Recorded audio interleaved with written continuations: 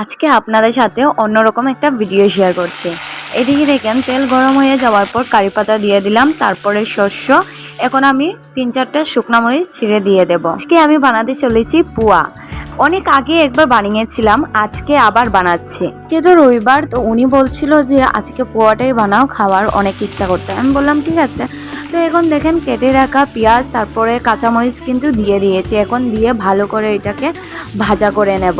আচ্ছা, আপনারা কে কে পোয়া খেতে ভালোবাসেন একটু কমেন্ট করে বলবেন তো। চিড়াটা কিন্তু আমি আগে ধুয়ে রেখে দিয়েছিলাম, এই দেখেন থালের মধ্যে। এখন আমি কিন্তু স্বাদ মতন লবণ দিয়ে দিচ্ছি আর একটু হলুদের গুঁড়া দেব।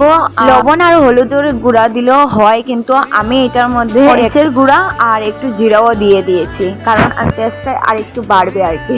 এখন আমি মশলাটা চিড়ার সঙ্গে ভালো করে মিক্স করে নিচ্ছি। পেঁয়াজটা আর একটু ভাজা হয়ে গেলে ভেজে রাখা বাদামটাও কিন্তু আমি এদিকে দিয়ে দিচ্ছি। এখন বাদাম আর পেঁয়াজটা ভালো করে আর একটু ভাজা করে নেব।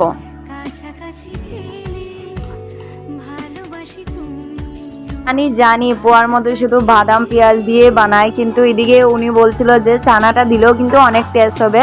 তার জন্য দেখেন চানাটা কিন্তু আমি আগে থেকেই সিদ্ধ করে নিয়েছি। এখন আমি পেঁয়াজের মধ্যে দিয়ে দিলাম। এখন ভালো করে সবকিছু মিক্স করে ভাজা করে নিয়েছি। এখন আমি কিন্তু আমি দিয়ে দিচ্ছি। এখন ভালো করে চিড়াটিও আমি সবকিছুর সঙ্গে মিক্স করে নেব।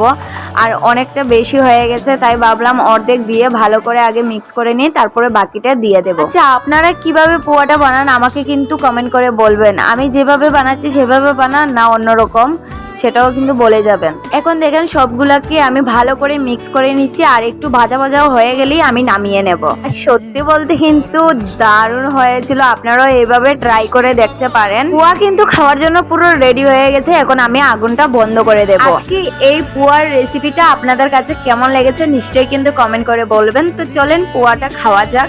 দেখা হবে নতুন কোনো ভিডিও নিয়ে। সবাইকে বাই, টাটা। আর ট্রাই করতে কিন্তু ভুলবেন না। Bye bye.